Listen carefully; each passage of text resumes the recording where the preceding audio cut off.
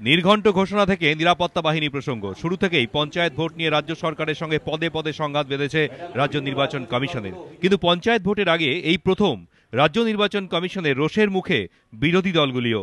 মনোনয়ন পর্ব শুরু হওয়ার পর থেকেই জেলায় জেলায় শুরু হয়েছে অশান্তি।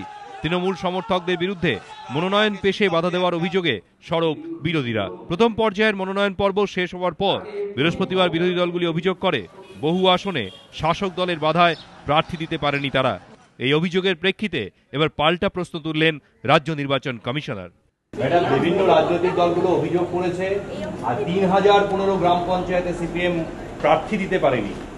আপনারা কি কোনো স্টেপ নেবেন যেখানে বিরোধীরা ক্যান্ডিডেট দাঁড় করাতে পারেনি? সেটা তো আগের ইলেকশনসেও আনকন্টেস্টেড যেটা বলছেন তো, আনকন্টেস্টেড হয়েছে। হ্যাঁ, দিতে পারেনি না দেয়নি সেটা তো দেখতে ওরা বলছে দিতে পারেনি 315 কনস্টিটিউয়েন্সি। ভেরি ইজি, হ্যাঁ, ইন দ্য সেন্স যে অ্যাকচুয়ালি সেটা হয়েছে কিনাও তো খোঁজ নিতে হবে। পাশাপাশি তিনি বুঝিয়ে দিয়েছেন কমিশনের সঙ্গে সহযোগিতা না করেই বিরোধীরা অভিযোগের আঙুল তুলছে।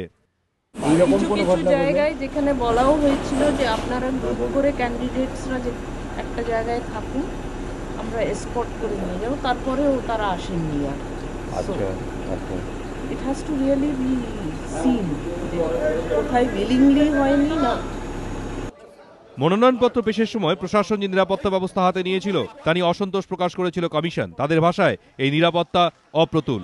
সেই অভিযোগ নিয়ে তারা দ্বারস্থ হয়েছিল আদালতেরও।